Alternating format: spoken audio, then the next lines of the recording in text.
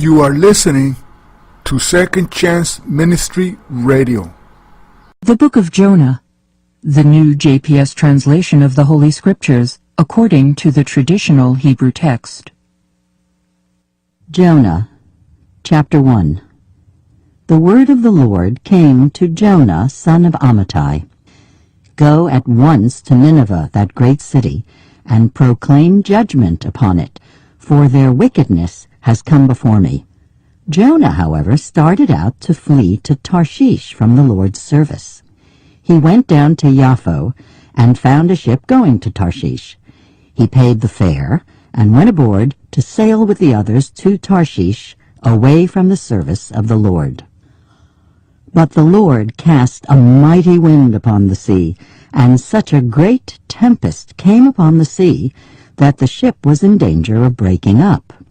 In their fright, the sailors cried out, each to his own god, and they flung the ship's cargo overboard to make it lighter for them. Jonah, meanwhile, had gone down into the hold of the vessel, where he lay down and fell asleep. The captain went over to him and cried out, "How can you be sleeping so soundly? Up, call upon your God. Perhaps the God will be kind to us, and we will not perish." The men said to one another, "Let us cast lots and find out on whose account this misfortune has come upon us." They cast lots, and the lot fell on Jonah.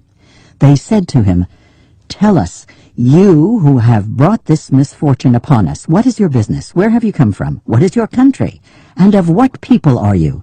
"I am a Hebrew," he replied. "I worship the Lord, the God of heaven, who made both sea and land." The men were greatly terrified, and they asked him, "What have you done?"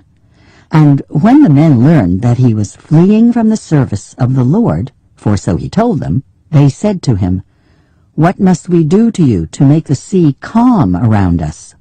For the sea was growing more and more stormy. He answered, "Heave me overboard, and the sea will calm down for you, for I know that this terrible storm came upon you on my account." Nevertheless, the men rowed hard to regain the shore, but they could not, for the sea was growing more and more stormy about them. Then they cried out to the Lord, "Oh, please, Lord, do not let us perish on account of this man's life. Do not hold us guilty of killing an innocent person, for you, O Lord, by your will have brought this about." And they heaved Jonah overboard, and the sea stopped raging. The men feared the Lord greatly. They offered a sacrifice to the Lord, and they made vows. Chapter 2. The Lord provided a huge fish to swallow Jonah, and Jonah remained in the fish's belly 3 days and 3 nights. Jonah prayed to the Lord his God from the belly of the fish. He said, "In my trouble I called to the Lord, and he answered me. From the belly of Sheol I cried out, and you heard my voice. You cast me into the depths, into the heart of the sea. The floods engulfed me. All your breakers and billows swept over me. I thought I was driven away out of your sight. Would I ever gaze again upon your holy temple? The waters closed in over me. The deep engulfed me. Weeds twined around my head. I sank to the base of the mountains. The bars of the earth closed upon me forever. Yet you brought my life up from the pit, O Lord my God. When my life was ebbing away, I called the Lord to mind, and my prayer came before you into your holy temple. They who cling to empty folly forsake their own welfare. But I, with loud thanksgiving, will sacrifice to you. What I have vowed, I will perform. Deliverance is the Lord's." The Lord commanded the fish, and it spewed Jonah out upon dry land.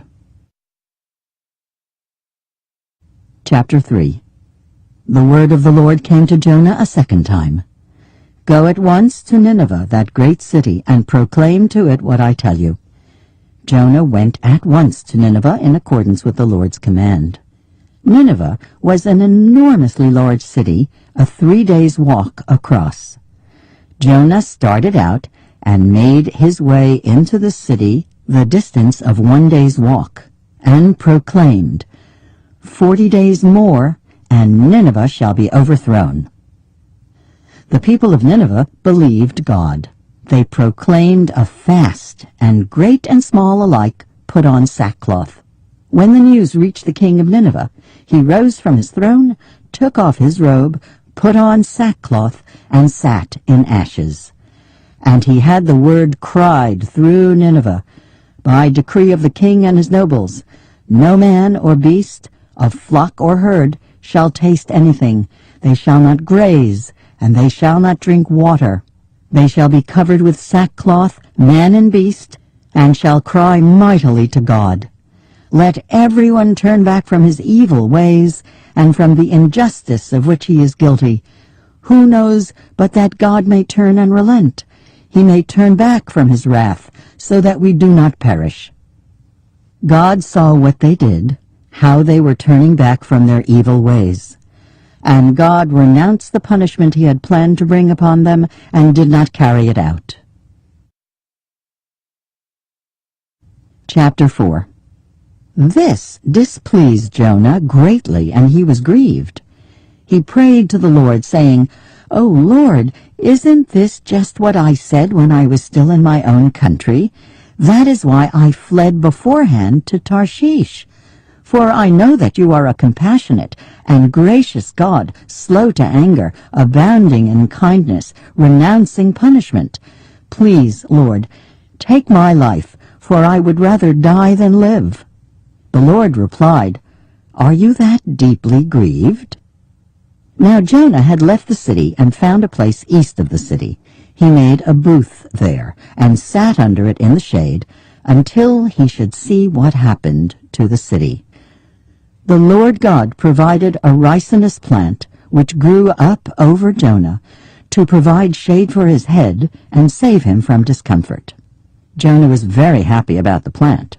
But the next day at dawn, God provided a worm, which attacked the plant so that it withered. And when the sun rose, God provided a sultry east wind. The sun beat down on Jonah's head, and he became faint.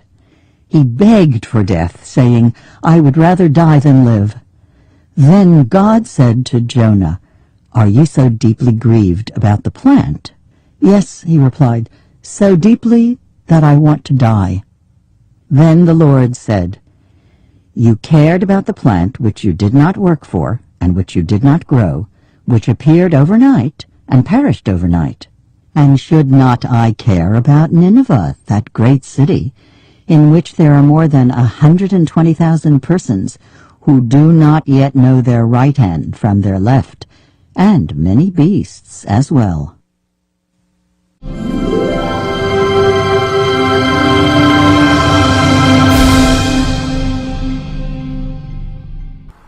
You are listening to Second Chance Ministry Radio.